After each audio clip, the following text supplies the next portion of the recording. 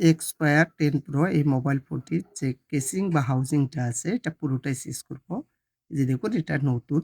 তো আগের যে কেসিংটা আছে এটা একটু ফেটে গেছে। তো এই কারণে আমরা এই কেসিংটা চেঞ্জ এই যে দেখতে পারতেছেন এটা সর্বপ্রথমে খুলে নিতে হবে। যেহেতু ব্যাক সেলটার মধ্যে আটা মারা আছে এটাকে হিট দিয়ে খুলে নিতে হবে আস্তে, আস্তে। আমি চারিদিকটায় আস্তে, আস্তে ঘুরে, ঘুরে হিট দিয়ে নিচ্ছি এবং যে আটাগুলো আছে সেই আটাগুলোকে আমি হালকা করে নিচ্ছি।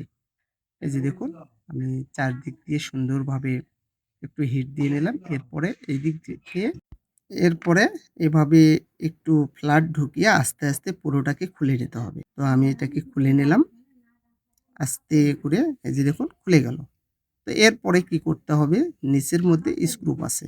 সেই স্ক্রুপগুলো খুলে নিতে হবে। অনেকগুলো স্ক্রুপ ব্যবহার করছি এটার মধ্যে।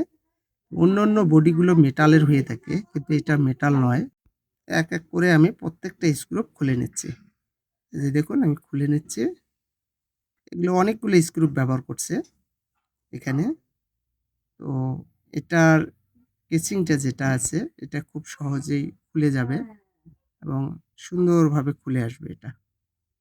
আমি দেখাচ্ছি। এই স্ক্রুপগুলো খুললেই হয়ে যাবে।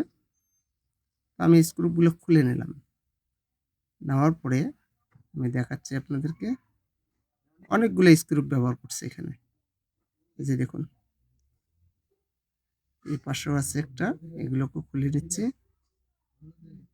এখন এই দিক দিয়ে একটু চাপ দেব। এই চাপ দিয়ে খুলে নিলাম। এই যে খুলে নিলাম এটাকে। এই যে খুলে গেল এটা। এই যে এটা। তো এখন কি করতে হবে? এই নতুন যে কেসিংটা আছে, এই আগের যে আ কেসিংটার থেকে আমাদের স্পিকারের লাইনগুলো এবং ভলিউম, ফিঙ্গারপ্রিন্টের লাইন, তারপরে ফ্ল্যাশ লাইটটা এটা খুলে এখানে লাগাইতে হবে। কারণ এই যে দেখুন আমি এখান থেকে খুলে নিচ্ছি। কারণ নতুনটার মধ্যে এইসব জিনিসগুলো নেই। পুরাতনটার থেকে খুলে, খুলে নিতে হবে। হালকা একটু আমি থিনার দিলাম। থিনার দিয়ে এটা আমি খুলে নিলাম। নিয়ে এখানে লাগিয়ে নিলাম। এই যে দেখুন, হ্যাঁ, এটা লেগে গেছে। দেখে শুনে লাগাইতে হবে এটা। ঠিকঠাকভাবে বসাইতে হবে। বসে গেছে। এরপরে অন্য যে জিনিসগুলো আছে এগুলোও খুলতে হবে এক, এক করে। এই যে দেখুন স্পিকারের যে লাইটটা আছে এটাকেও খুলে দিতে হবে।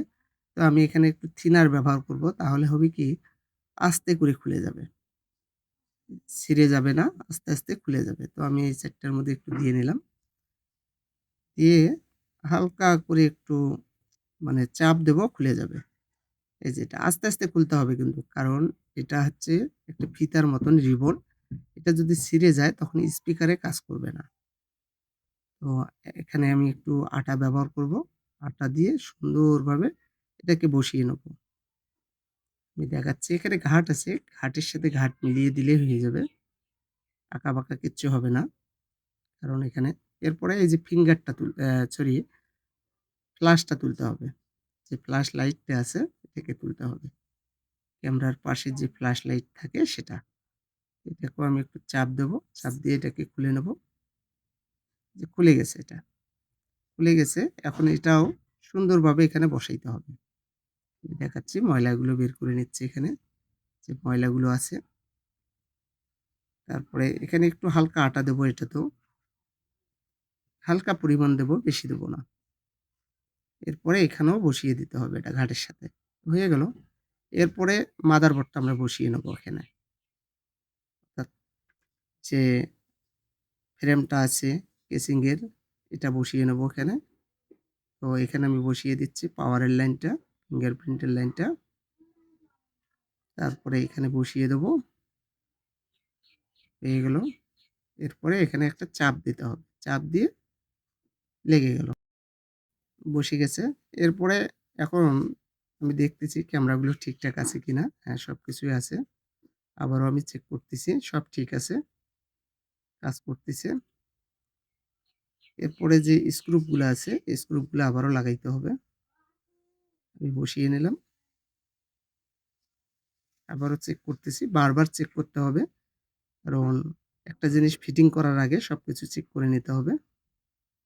এরপরে স্ক্রুপগুলো এখানে লাগিয়ে নিতে হবে। আমি স্ক্রুগুলো লাগাচ্ছি এক, এক করে। সবগুলো স্ক্রু দেখলাম ফিঙ্গারপ্রিন্ট বা পাওয়ার বাটনটা কাজ করে কিনা। কাজ করতেছে। এক, এক করে সবগুলো আমি লাগিয়ে নেব। তো লাগা শেষের দিকে তারপরে ভালোভাবে পরিষ্কার করলাম। করার পরে ব্যাকসেলটার মধ্যে একটু আটা দিতে হবে। এই যে দেখুন এভাবে বসবে। আমি একটু আটা ব্যবহার করব। দেখুন আটাগুলো ব্যবহার করতেছি হালকা করে, বেশি দেওয়া যাবে না। নাইলে পরবর্তীতে খুলতে গেলে ব্যাকসেলটা নষ্ট হয়ে যাবে। হালকা করে একটু আটা দিলাম। দেওয়ার পরে এখানে বসিয়ে দিতে হবে। আমি বসিয়ে দিলাম। এই যে। এরপরে কিছুক্ষণ এটাকে চাপ দিয়ে রাখতে হবে। এর জন্য গার্ডার ব্যবহার করতে হবে। অর্থাৎ একটু বেঁধে রাখতে হবে রাবার দিয়ে। এই যে দেখুন আমি দেখাচ্ছি সবকিছু আছে কিনা আবারও ট্রাই করে নিলাম। এরপরে এটাকে বেঁধে রাখবো। বেশিক্ষণ নয়, এই ২০ থেকে ২৫ মিনিট রাখলেই হয়ে যাবে। যাতে ব্যাকসেলটা ভালোভাবে ধরে, ফাঁকা হয়ে না থাকে। আমি ভালোভাবে বেঁধে রাখলাম। এই যে এটা হলো পুরাতনটা। এই যে দেখতে পারতেছেন এটা পুরাতনটা। আর ওটা হচ্ছে নতুনটা। হয়ে গেছে। বেঁধে রাখলাম। সবকিছু কাজ করতেছে। ওকে হয়ে গেছে। খুব সহজে শেষ করলাম।